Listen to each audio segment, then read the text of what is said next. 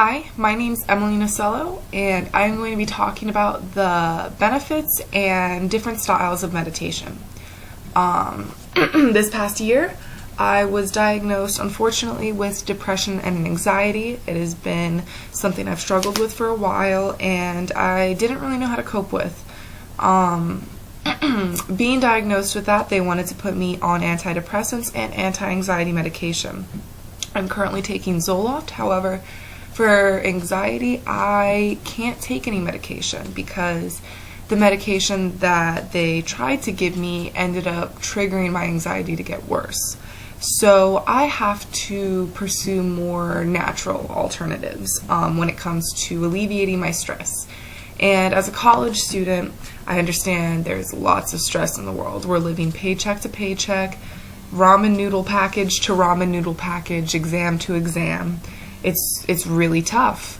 So we need an easy way to de-stress, a way that doesn't involve medication or pills, in a way that will allow us to just step to the side, take a breather for 5 minutes, and refocus.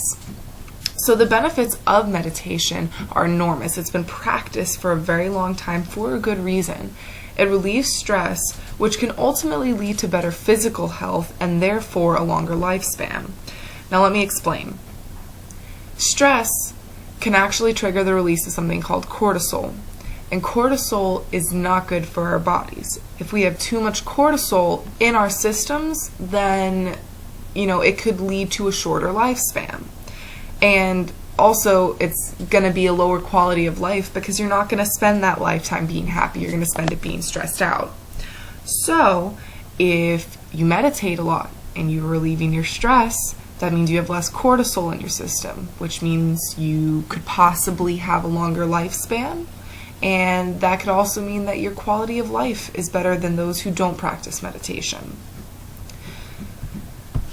There are multiple styles, and there's a specific form for each style.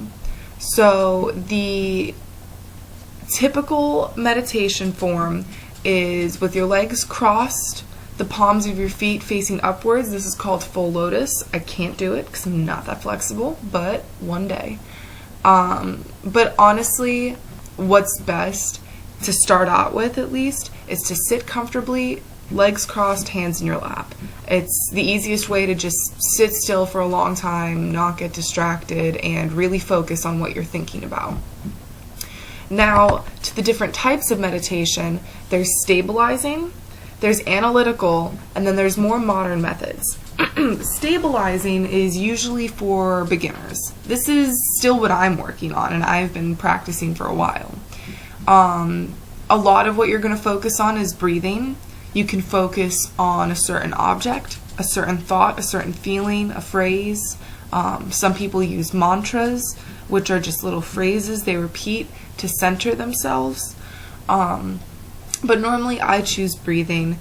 It's just easy, and all you have to do is focus on it. You don't regulate it, just listen to yourself, breathe in and out, and focus on it. And any thoughts that come to you, just allow them to happen. If you have feelings toward it, think about it until it becomes neutral. The point of this type of meditation really is to just accept.